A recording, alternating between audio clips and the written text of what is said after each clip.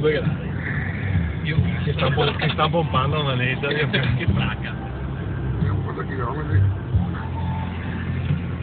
Meno 11 direi. Madonna del Signore. Sei una bella ripigliata, Dio. Sì. Ne ha passato la birra bevuta per Io canto, se passa per la stecca del pollo. Ti canti, mi fate anche 4 peli, ti passa, Dio. bere, era proprio giornata. No, ho visto Trainspot ieri. Oggi. Non è entrata. Qua là c'è la strada.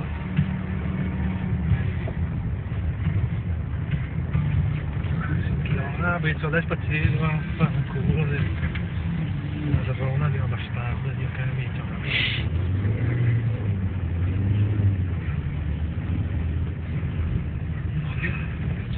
Vedi, qua c'è il muretto. E vedi che qua che c'è neve che il muretto è tagliato. Vedi? Là c'è il buco dell'ingresso dell'agenziana. Ah, è questo? Qua c'è l'ingresso dell'agenziana. Anche mio padre è andato giù là.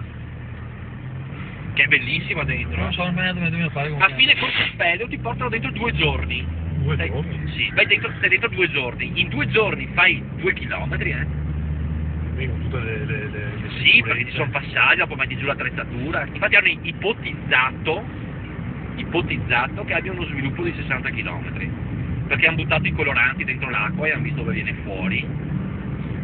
E hanno ipotizzato quello. Però e il presidente del gruppo Spellio ci raccontava che lui il tempo massimo che è rimasto dentro 5 giorni, però raccontava che erano in 6 persone e che scleri dopo un po', perché è talmente buio, non ti dà ansia in realtà, perché fai speleologia se ti piace, però è buio, è la condizione nella quale il tuo corpo dopo un po' di giorni non sa più se è giorno o se è notte, e allora sei totalmente sballato, cioè sì.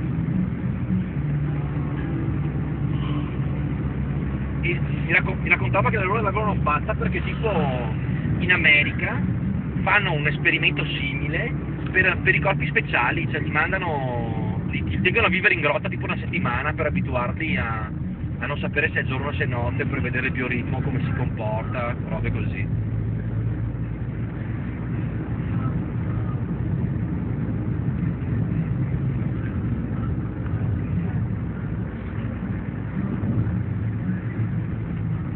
Grande perché quando lo vedevo su YouTube. Non è mai arrivato nessun ranger là a te? Da me? Quando sono Naia. Americani? Allora, no, però l'ultimo mese di Naia sono andato a Perlas de Focu in Sardegna, è un poligono interforte, abbiamo fatto una guerra simulata, c'erano anche gli americani. C'era anche, è mai venuto un ranger, e sto qua era fulminato, Dio cazzo, sto qua era malato, non stava mica bene. Ma io mi ricordo che in Sardegna c'erano i Marines, e in realtà simulato, un mese la guerra d'artiglieria e fanteria, praticamente. Sparavate tipo laser beam qualcosa? No, sparavamo con i cannoni. Tipo laser beam. Fai conto che a Perla del Fuoco, quello che è perso nel fuoco, è una piana come il Cansiglio. Tranne che per 120 km attorno a te non c'è niente. Quindi tiri con gli obici d'artiglieria, perché è l'unico posto dove puoi provare a sparare con gli obici d'artiglieria. E gli tiri addosso qualcuno la mano? No, li tiri addosso a vecchi ruderi di carri armati della prima e seconda guerra mondiale, li portano là e tu li usi come bersagli. E allora assegnano carri armati, sono tutti numerati, no? Assegnano carri armati a una squadra, carri armati a un'altra, e devi difenderli facendo un po' di guerra elettronica, facendo un po' di robe. Non tiri addosso alle persone, non spari mai, spari solo con gli obici. E lì c'erano i Marines, perché i Marines sono la fanteria dell'esercito, Ma ti vedevi vedere cosa laser beam, ma non si va a laser beam. Tu che anno l'hai fatto? 95. E poi sei trasferito a Cividale, no a me? No, Tolmezzo io. Tolmezzo, ma poi dopo il 95, nel 95 l'hanno trasferito a Cividale, ok. da me.